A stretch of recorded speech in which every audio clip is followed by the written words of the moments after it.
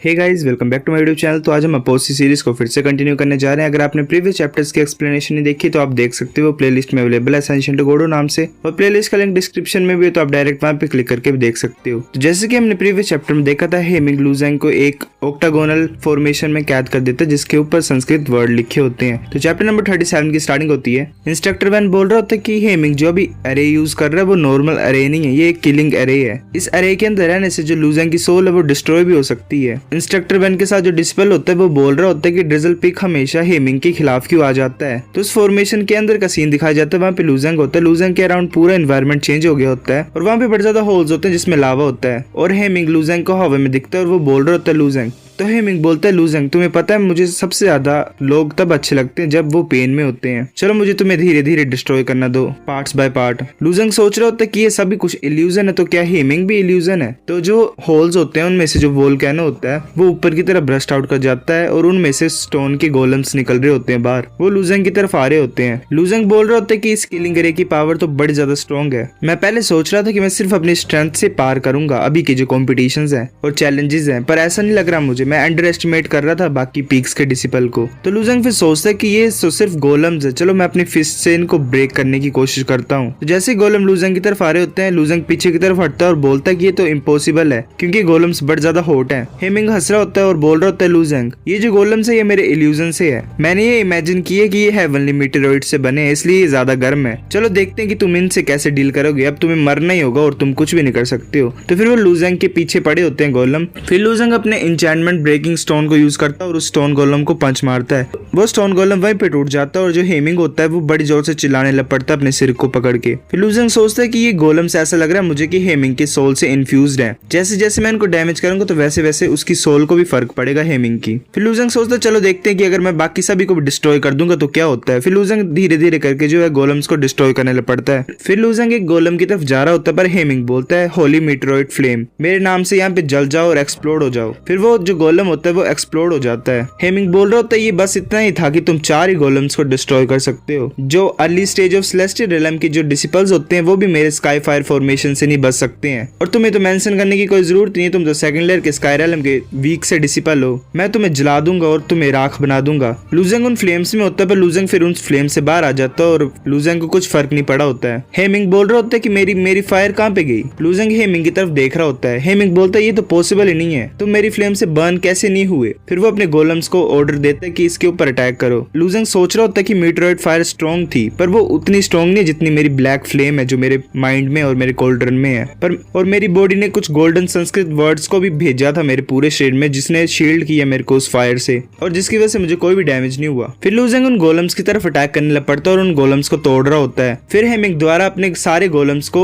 Explode करा देता है और बोलता है कि तुम अब मारे जाओगे इस फायर के अंदर। हेमिंग बोल रहा होता है कि मैंने आखिरकार कर ही लिया, कौन ये बिलीव करेगा कि मैंने सेकंड लेयर के स्काई रियल्म के बच्चे के लिए अपने सारे होली मीटेरॉइड फ्लेम को यूज किया और उसको एक्सप्लोड कराया। अगर ये पीक ऑफ स्काई रियल्म में होता तो मुझे पता था मेरे से कई गुना ज्यादा स्ट्रॉन्ग होता। पर फिर उस फायर में से लुजैंग बाहर आ रहा होता है और लुजैंग बोलता है कि तुम कब से अटैक कर रहे हो मेरे ऊपर, अब शायद मेरे को अटैक करना चाहिए तुम्हारे ऊपर। हेमिंग सोच रहा होता है कि मेरे और इसके बीच में बड़ा ज्यादा डिफरेंस है, हम दोनों की कल्टीवेशन के बीच में। मुझे ऐसा क्यों लग रहा है कि ये सेलेस्टियल रियल्म का डिसिपल है और इसने अपनी स्ट्रेंथ बड़े टाइम से हाइड करके रखी थी, पर ऐसा नहीं हो सकता क्योंकि एग्जामिनर्स पता लगा सकते थे कि अगर ऐसा होता कुछ तो ये पक्का ही एक मॉन्स्टर है। फिर हेमिंग अपने जैसे शैडो क्लोन्स को बनाता है अपनी इल्यूजन में और बोलता है कि मेरे 100 क्लोन्स जाओ इसको हराओ। लुजैंग इस सभी को देख रहा होता है, फिर अपने स्टोन की फुल पावर को यूज करता है और उन इल्यूजन्स की तरफ आ रहा होता है। हेमिंग बोल रहा होता है इसे ब्लॉक करो, पर लुजैंग फिर अपने ड्रैगन स्केल्स की पावर को यूज करता है और आगे की तरफ बढ़ता रहता है। वो क्लोन्स उसका कुछ नहीं बिगाड़ पा रहे होते हैं। फिर लुजैंग फुल स्पीड से बड़ी जोर से पंच मारता है हेमिंग को। हेमिंग तभी अनकॉन्शियस जैसा हो जाता है। जोयुन सोच रहा होता है कि ऑल पीक कंपटीशन जो होता है वो हमेशा एक लेसन को सिखाता है। मैं ऐसे हेमिंग से हार चुका हूँ पर मैं भी मरा नहीं हूँ, मैं अभी भी अपनी स्ट्रेंथ को इंक्रीज कर सकता हूँ और नेक्स्ट टाइम मैं अपना बेस्ट दूंगा। लुजैंग तुम्हें जीतना पड़ेगा, अगर तुम नहीं जीतोगे तो ये जो गिल्ट है जो मैंने फील किया था हारते वक्त वो मेरे दिल में हमेशा रह जाएगा। तो सन इमॉर्टल बोलता है ये इतना भी बुरा नहीं है, मैं काफी देर से ऑब्जर्व कर रहा हूँ इस फाइट को, अगर हेमिंग जो वो टॉप 100 में आ जाएगा तो मैं इसको कंसिडर कर सकता हूँ अपना कोर डिस्पेल बनाने में।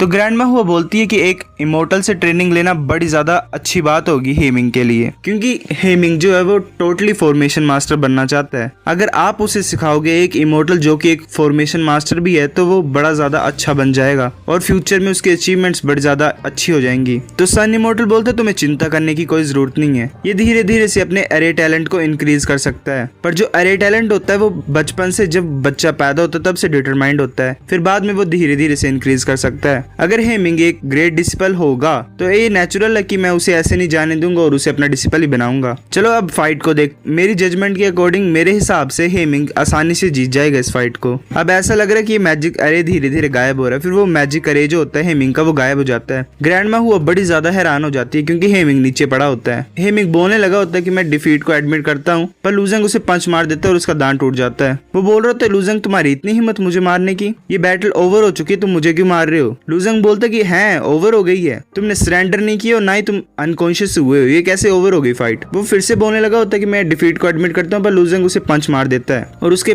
और भी दांत तोड़ देता है। जो बाकी डिसिपल्स होते हैं वो बोल रहे होते हैं कि लूजेंग इतना ज्यादा ब्रूटल कैसे होगा, ये ऐसा कैसे कर रहा है, ये तो हेमिंग को चांस ही नहीं दे रहा सरेंडर करने के लिए। तो फिर दूसरा डिसिपल बोलता है क्या तुम कंपटीशन को नहीं देख रहे थे स्टार्टिंग से, तुमने नहीं देखा कि हेमिंग ने कैसे ट्रीट किया था ज़ोयुन को। तो इंस्ट्रक्टर वैन भी बोलता है कि गुस्से को निकालना कितना ज्यादा अच्छा होता है। ज़ोयुन भी बैठ के सोच रहे होते कि लूजेंग थैंक यू, अब तुम्हारी वजह से मुझे कोई गिल्ट फील नहीं होगा। ग्रैंडमा हुआ भी बोल रही होती कि लूजेंग वेमिंग ऑलरेडी हार चुका है, अब तुम्हें रुक जाना चाहिए। लूजेंग उसे मार रहा होता पर रुक जाता है और फिर ग्रैंडमा हुआ की तरफ देखता है। वो बोलता है कि तुम कौन हो मुझे बोलने वाली रुकने के लिए, जब ये बदतमीज इंसान ज़ोयुन को मार रहा था तब तुमने नहीं देखा था और तुमने तब बोला था क्या हेमिंग को रुकने के लिए। तो ग्रैंडमा हुआ बोलते कि बस बड़ा हो गया, अब ये डिसिपल है ज़्यूज़ांग पीक का। तो लूजेंग बोलता तो क्या हुआ, तुम बोल रहे हो क्या ज़्यूज़ांग पीक के जो डिसिपल्स है वो ड्रिजल पीक के डिसिपल से ज्यादा ऊपर हैं, क्या हम मार खाने के लिए पैदा हुए हैं और जी रहे हैं। तो ग्रैंडमा हुआ बोलते तुमने हमारे ज़्यूज़ांग पीक को प्रोवोक किया है, तुम्हें डर नहीं लग रहा क्या हमारे कोई स्ट्रॉन्गर डिसिपल्स जो होंगे हमारे पीक के वो तुम्हें अटैक करेंगे और तुम्हें नहीं छोड़ेंगे बाकी कंपटीशन में। तुम्हें डर नहीं लग रहा क्या तुम जो पेन दे रहे हो हेमिंग को वही तुम्हें अब 10 फोल्ड्स मिलेगा आगे। तो फिर लूजेंग उसके मुंह पे अपना पैर रख देता है और बोलते हैं सच्ची। फिर उसे किक मार के बोलते कि हाँ मैं वेट करूंगा, मैं देखना चाहता हूँ कि तुम्हारे ज़्यूज़ांग पीक के जो डिसिपल्स हैं वो स्ट्रॉन्ग है और मेरे और वो जो सफरिंग वापस दे सकते हैं जो मैंने हेमिंग को दी थी।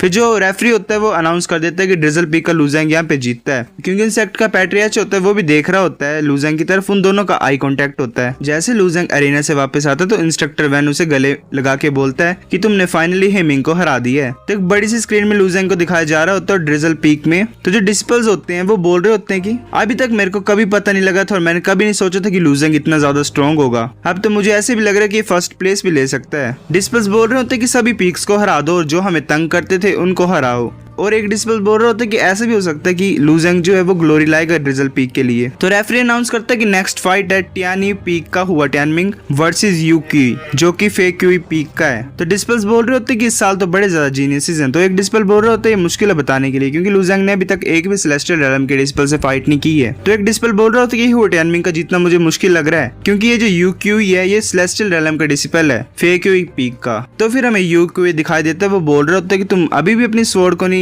निकाल लोगे। तो हुआ टियानमिंग बोलता तुम्हें उसकी चिंता करने की कोई जरूरत नहीं है और तुम वर्दी भी नहीं हो मेरी स्वॉर्ड को निकालने के लिए। तो एक डिसिपल बोल रहा होता है कि यूक्यूई की स्ट्रेंथ को देखा जाए तो हुआ टियानमिंग को अपनी स्वॉर्ड को निकालने की जरूरत नहीं है। तो एक और डिसिपल बोलता है कि अगर ये टॉप 60 के डिसिपल्स से फाइट करेगा तो शायद इसको अपनी स्वॉर्ड निकालनी पड़े। तो बाकी डिसिपल्स भी बड़े ज्यादा पागल हो जाते हैं और बोल रहे होते हैं कि हुआ टियानमिंग क्या पागल हो गया क्या। तो एक डिसिपल बोल रहा होता है कि टियानी पीक मुझे पता है कि ऑल पीक कंपटीशन में नंबर 1 था कई बार, पर अब काफी सालों से हमारा फेक्यूई पीक है वही नंबर 1 हो रहा है, हम इन्हें अपनी स्ट्रेंथ दिखाएंगे। लूजेंग भी इस फाइट को देख रहा होता है। तो यूकी बोलते तुम वर्दी समझते हो या नहीं समझते उससे मुझे कुछ फर्क नहीं पड़ता, हम ये देख लेंगे फाइट के दौरान। मैं तुम्हें बस यही बोलना चाहता हूँ कि मैं कोई दया नहीं दिखाऊंगा अगर तुम अपनी स्वॉर्ड को नहीं निकालोगे। तो हुआ टियानमिंग बोलते कि अगर एक बैटल की बात कर रहे हैं तो ये नेचुरल है कि कोई भी बंदा अपनी फुल स्ट्रेंथ को यूज करता है। मैं अपनी स्वॉर्ड को इसलिए नहीं निकाल रहा हूँ क्योंकि अभी और भी बड़े ज्यादा डिसिपल्स है जो कि स्ट्रॉन्ग है मेरे से और मैं अपनी स्वॉर्ड सिर्फ उन्हीं के खिलाफ यूज करूंगा। तो फिर यूकी हुआ टियानमिंग की तरफ अटैक करने लग पड़ता है और अपना अटैक यूज करता है स्पीयर से क्लाउड ड्रैगन थ्रस्ट, और जो उसका स्पीयर होता है उसके अराउंड ड्रैगन लिपट जाते हैं। वो जैसे हुआ टियानमिंग की तरफ अटैक करने लगा होता है हुआ टियानमिंग पीछे की तरफ हो रहा होता है। यूकी बोल रहा होता है कि डोज करने से तुम क्या सोचते हो मेरे ड्रैगन क्लाउड थ्रस्ट से बच पाओगे आसानी से। वो अटैक बिल्कुल हुआ टियानमिंग के पास आने लगता है। तो डिसिपल्स बोल रहे होते हैं कि हुआ टियानमिंग तो ऐसे हार ही जाएगा चाहे वो कोई भी डोजिंग स्किल को यूज करे, ये इस अटैक को डोज नहीं कर पाएगा। तो जैसे वो अटैक हुआ टियानमिंग के पास आता है तो वो हुआ टियानमिंग बड़ी आसानी से उसे डोज कर लेता देता है। डिस्पर्स बोल रहे होते हैं ये तो स्वॉर्ड स्टेप्स हैं। हुआ टाइमिंग अभी से स्वॉर्ड स्टेप्स को कॉम्प्रीहेंड कर सकता है। ऐसा लगता है कि इसकी स्वॉर्ड की अंडरस्टैंडिंग बड़ी ज्यादा डीप है। लुजंग भी सोच रहे होते कि ब्रदर हुआ टान, इस टाइम मैं तुम्हारे स्वॉर्ड स्टेप को अच्छी तरह से समझ पा रहा हूँ। हुआ टाइमिंग जो होता है वो कंटिन्यूसली डोज कर रहा होता है उन अटैक्स को और बड़ी आसानी से। लुजंग भी स्वॉर्ड स्टेप्स को सीखने की कोशिश कर रहा होता है साइड में अरेना के, और बिल्कुल सेम कॉपी कर रहा होता है जैसे हुआ टाइमिंग ने अभी यूज किए थे। तो गाइस चैप्टर नंबर 37 इतने थे। अगर आपको वीडियो पसंद आई तो लाइक करो, नहीं भी आई फिर भी लाइक कर दो, शेयर करो अपने दोस्तों के साथ, कमेंट करके बताओ अगर आपको वीडियो पसंद आई है कि नहीं,